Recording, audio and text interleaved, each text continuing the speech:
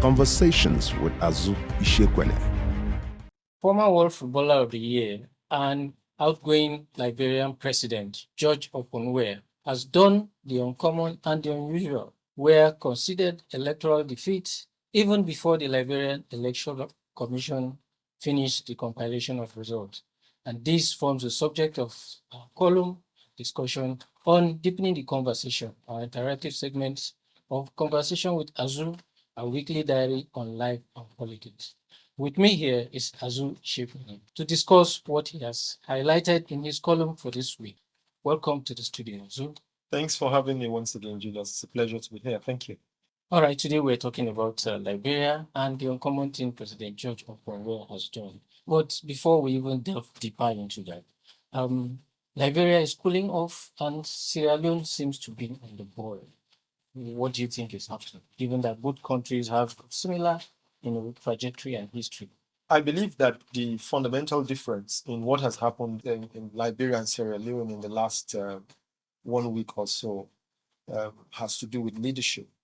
That is fundamental to the difference in the news that we have coming out from both countries.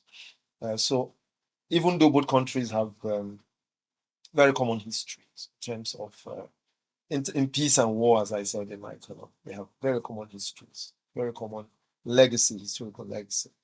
You'll find that whereas in Liberia, in the last 1 week or so, President George Weah came out and showed leadership by saying, look, enough of this, there's no need to continue. In Sierra Leone, the elections that they had in June were heavily contested. And I think part of what has happened in the last 1 week or so, some have said could be the fallout of that heavily contested election that they had in June. Would some of this Liberia's past, could it have influenced George Weah's very narrow election defeat? For instance, he had the wife of former President Charles Taylor, who is now serving a 50-year jail term in the United States for war crimes, as his running mate. Would that have influenced the outcome of the polls? I do not think so. The former President Charles Taylor had to answer for his own crime. You cannot blame his wife for the crime for which she was convicted. So, but I think that fundamentally, one of the things that George Weah saw clearly was a potential resurgence in the deeply divided ethnic politics, which has been one of the major problems in Liberia. He obviously saw that that was going to have a significant impact on the outcome of the elections if he didn't show leadership, which was what he did. So I think it's just a question of leadership. The result of the election also showed clearly the deep divisions in society. I think he spoke to it in his acceptance speech as well. The need for the incoming government to recognize that difference, that challenge, ethnic politics and the predominance of ethnic politics, and try to deal with it. Okay. Some of these things are quite interesting. Liberia has a sizable youth voting population where the outgoing president is 57 and Joseph Boakai, the incoming president, is 78. Yes. Yes. What dynamics are playing out? Well, the discussions around the election time, there were a number of factors that obviously influence voting. People talked about the prevalent poverty situation in Liberia was an issue. And there was also the issue of corruption as well. Those were major issues. But also keep in mind that Liberia is a country that is coming out of a very difficult season. First, there was the Ebola, then there was COVID-19. And all of this coming on the back of the devastating 2 civil wars that country has had, which obviously has also impacted the population. Bread and butter issues were obviously critical in the outcome of the elections.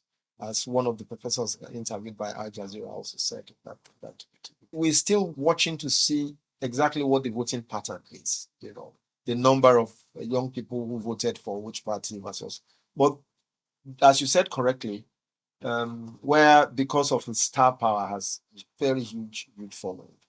But we also have seen in this country that Women also form a significant part of voting population in many countries in Africa. So I think the jury might be out on whether that star power, that youth following, manifested in the results of the election, or whether women or other forces contributed significantly to his defeat.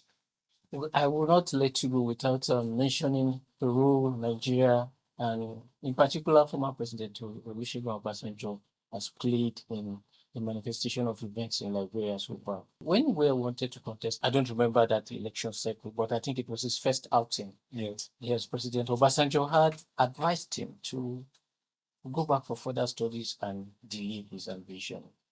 Do you think this was right?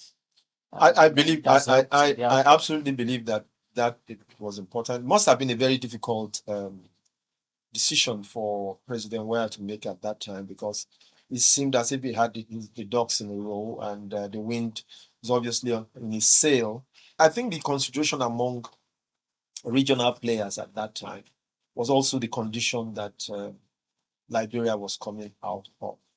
And they obviously thought that it required somebody with a certain level of maturity, with also a certain degree of acceptance beyond just being an icon, to be able to get the country through that period. And as I also said in my column, I think that the experience that they had, stepping down, taking a bit more interest in the politics, watching the way the country evolved, also perhaps contributed significantly to his decision to concede even before the votes were counted in the current term. All right, what you just heard are snippets from the topic titled "Weah's New Jersey for a Troubled Continent." It's published on the back page of Leadership newspaper and the Vanguard every Friday. It's syndicated across online platforms like Premium Times, The Cable, and many others, and cross-continental in South Africa, in Argentina, and in Ghana. Conversations with Azu comes to you once every week. Please visit our website, azuishiekwene.com. Subscribe, follow, and share our contents, and many other contents besides. Thank you for being on the show, Azu. Thanks for having me. Thank you. Bye. Bye. Conversations with Azu Ishiekwene.